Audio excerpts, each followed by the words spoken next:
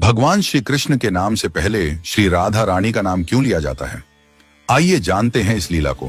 कहते हैं कि जो व्यक्ति श्री राधा रानी का नाम नहीं लेता है, सिर्फ कृष्ण कृष्ण रटता रहता है, वह उसी प्रकार अपना समय नष्ट करता है जैसे कोई रेत पर बैठकर मछली पकड़ने का प्रयास करता है।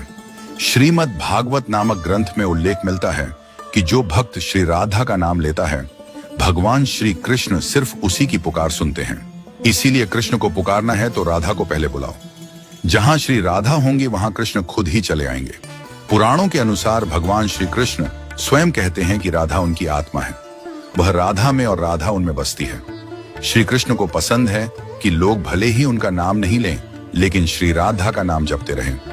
इस नाम को सुनकर भगवान श्री कृष्ण अति प्रसन्न हो जाते हैं।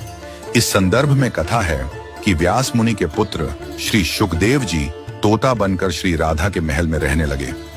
शुकदेव जी हमेशा राधा राधा रटा करते थे। एक दिन श्री राधा ने शुकदेव जी से कहा कि अब से तुम सिर्फ कृष्ण कृष्ण नाम जपा करो। शुकदेव जी ऐसा ही करने लगे। इन्हें देखकर दूसरे तोता भी कृष्ण कृष्ण बोलने लगे। श्री राधा की सखी सहेलियों पर भी कृष्ण नाम का असर होने लगा।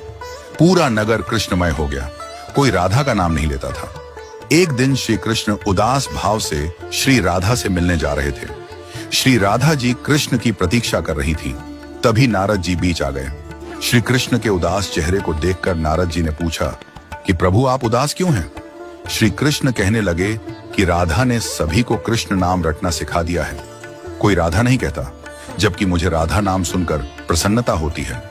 श्री कृष्ण के ऐसे वचन सुनकर श्री राधा की आंखें भर आईं। महल लौटकर श्री राधा ने शुकदेव जी से कहा कि अब से आप राधा राधा ही जपा कीजिए। उस समय से ही श्री राधा का नाम पहले आता है, फिर श्री कृष्ण का। क्या आपको पता है कि भगवान श्री कृष्ण ने अपनी कन्नी उंगली पर ही गोवर्धन पर्वत को क्यों उठाया था? जब भगवान श्री कृष्ण गोकुल वासियों को इंद्रदेव के प्रकोप से बचाने के लिए गोवर्धन पर्वत उठाने वाले थे, तो उन्होंने अपनी उंगलियों से पूछा कि वे किस पर पर्वत को उठाएं। सबसे पहले अंगूठा बोला, मैं नर हूं, बाकी उंगलियां तो स्त्रियां हैं, अतः आप पर्वत मुझ पर ही उठाएं। फिर तर्जनी बोली, किसी को यदि चुप कराना हो या कोई संकेत करना होता है तो मैं ही काम आती हूं, इसलिए आप केवल मुझ पर ही पर्वत उठाएं। इसके बाद मध्यमा बोली, सबसे बड़ी होने के साथ साथ शक्ति भी रखती हूं, अतः आप पर्वत मेरे ऊपर ही उठाएं। फिर अनामिका बोली, सभी पवित्र कार्य मेरे द्वारा ही संपन्न होते हैं, मंदिरों में देवी देवताओं को मैं ही तिलक लगाती हूं, अतः आप मुझ पर ही पर्वत उठाइए। अब भगवान ने सबसे छोटी उंगली कनिष्ठा की ओर देखा तो उसके नेत्र बरबस ही भर आए। वह भरे नेत्रों के साथ बोली, भगवान एक तो मैं सबसे छोटी हूं, मुझ में कोई गुण भी नहीं है, मेरा कहीं उपयोग भी नहीं होता, मुझ में इतनी शक्ति भी नहीं कि मैं पर्वत उठा सकूं। मुझे केवल इतना पता है कि मैं आपकी हूं।